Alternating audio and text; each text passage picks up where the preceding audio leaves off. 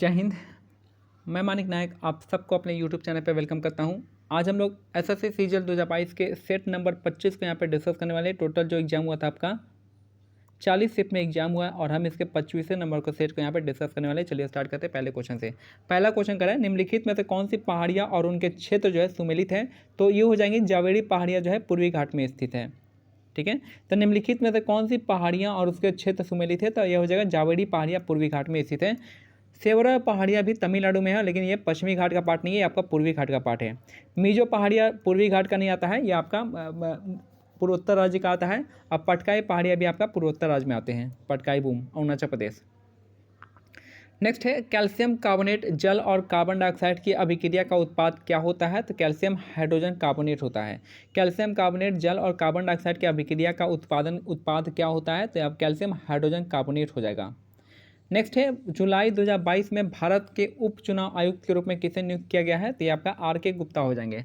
जुलाई 2022 में भारत के उप चुनाव आयुक्त के रूप में किसे नियुक्त किया गया है। तो ये हो जाएंगे R.K. गुप्ता, इसका करेक्ट आंसर हो जाएगा।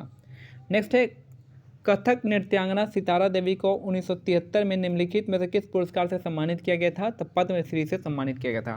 कथक नृत्यांगना सितारा देवी को 1973 में निम्नलिखित में से किस पुरस्कार से सम्मानित किया गया था। तो पद्मश्री से सम्मानित किया गया था 1973 में। निम्नलिखित में से कौन सी चट्टानें मैग्मा के ठंडा होने और उसके क्रिस्टलीकरण के कारण बनती है। तो ग्रेनाइट हो जाएगा। निम्नलिखित में से कौन सी चट्टान जो है मैग्मा का ठंडा होने और उसके क्रिस्टलीकरण के कारण बनती है। तो ग्रेनाइट हो जाएगा। नेक्स्ट है, अवध पर सहायक गठबंधन संधि जो है 1801 में लागू किया गया था। अवध पर सहायक गठबंधन जो है आपका 1801 में लागू किया गया था।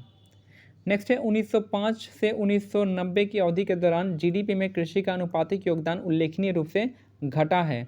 1950 से 1990 की अवधि के दौरान जीडीपी में कृषि का अनुपात क्या हुआ है, घटा है। और सर्विसेज का जो है आपका बढ़ा है। फासियन ने अपने घर वापस लौटने के लिए निम्नलिखित में से किस भारतीय राज्य से अपनी यात्रा शुरू की थी। तो बंगाल से किया था।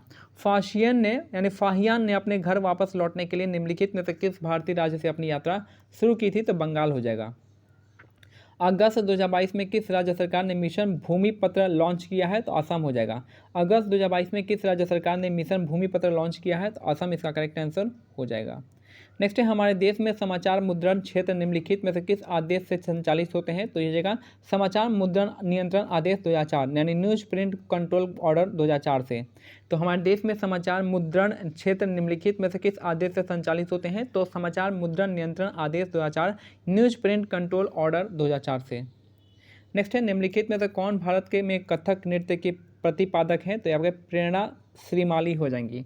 तो निम्नलिखित में से कौन भारत में कथक नृत्य की प्रतिपादक हैं। तो प्रेरणा श्रीमाली इसका करेक्ट आंसर हो जाएंगी। नेक्स्ट है, अम्ल नीले लिटमस पत्र को लाल लिटमस में बदल देता है। अम्ल जो होता है, एसिड जो होता है रेड लिटमस एसिड जो है ब्लू लिटमस को रेड लिटमस में कन्वर्ट कर देता है। World para athletic grand prix 2022 का आयोजन कहाँ पे हुआ था। तो दुबई में। World para athletics grand prix का 2022 का आयोजन जो हुआ है आपका दुबई में हुआ है। नेक्स्ट है, सकल प्राथमिक घाटा जो होता है आपका सकल राजकोषीय घाटा से शुद्ध ब्याज देयताओं को माइनस करेंगे तो आपका सकल प्राथमिक घाटा आ जाएगा।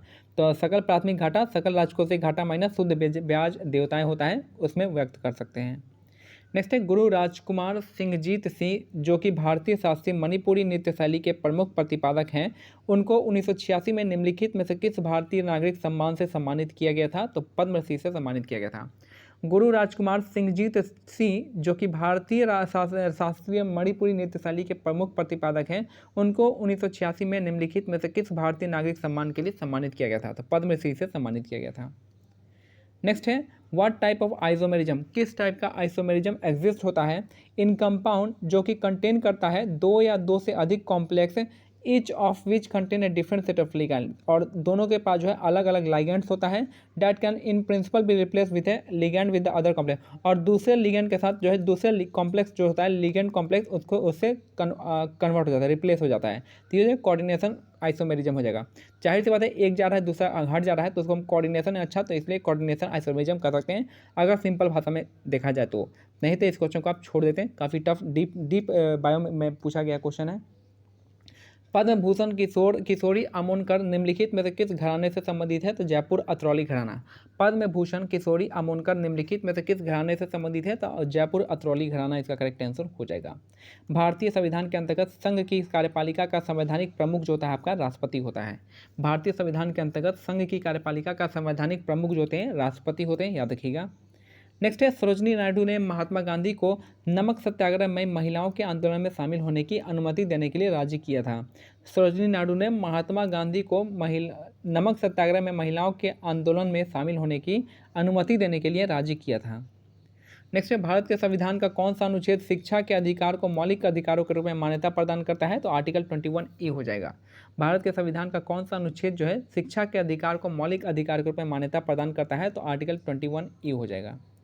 नेक्स्ट है, समूह 13 का कौन सा तत्व कम गलनांक 303 वाली एक नरम धातु और व्यापक रूप से डोपिंग अर्धचालकों और ट्रांजिस्टर जैसे ठोस अवस्था वाले उपकरणों के उत्पादन में प्रयोग किया जाता है? तो गैलियम हो जाएगा। समूह 13 का कौन सा तत्व है जो कि गलनांक 303 के वाली एक नरम धातु है जो व्यापक रूप से डोपिंग अर्धचालकों और ट्रांजिस्टर जैसे ठोस अवस्था वाले उपकरणों के उत्पादन में प्रयोग करते हैं? तो गैलियम हो जाएगा। नेक्स्ट है, विश्व भारती विश्वविद्यालय के संस्थापक निम्नलिखित में से कौन है? तो आपके रविन्द्रनाथ टैगोर। विश्व भारती विश्वविद्यालय के संस्थापक है रविन्द्रनाथ टैगोर।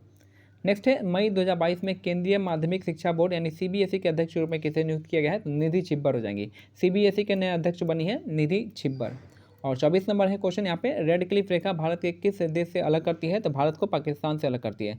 रेड क्लिफ रेखा जो है भारत को पाकिस्तान से अलग करती है। और लास्ट क्वेश्चन है, निम्नलिखित में से किस खिलाड़ी का संबंध बैडमिंटन से है? तो के श्रीकांत का संबंध जो आपका बैडमिंटन से है। तो ये हमारा आज का सेट जो है कंप्लीट होता है। मिलते हैं अगले सेट में, तब तक के लिए क्या करना है, टेलीग्राम चैनल का लिंक जो है दे दिया गया है डिस्क्रिप्शन में। आप इस यहाँ से आप यहाँ पे इस PDF को डाउनलोड कर सकते हैं और इंग्लिश रीजनिंग मैथ्स के पेपर को यहाँ से सॉल्व कर सकते हैं, जो कि आपके आने वाले एग्जाम CGL एग्जाम 2023 के लिए काफ़ी आपको हेल्पफुल रहेगा। जय हिंद, जय भारत, धन्यवाद।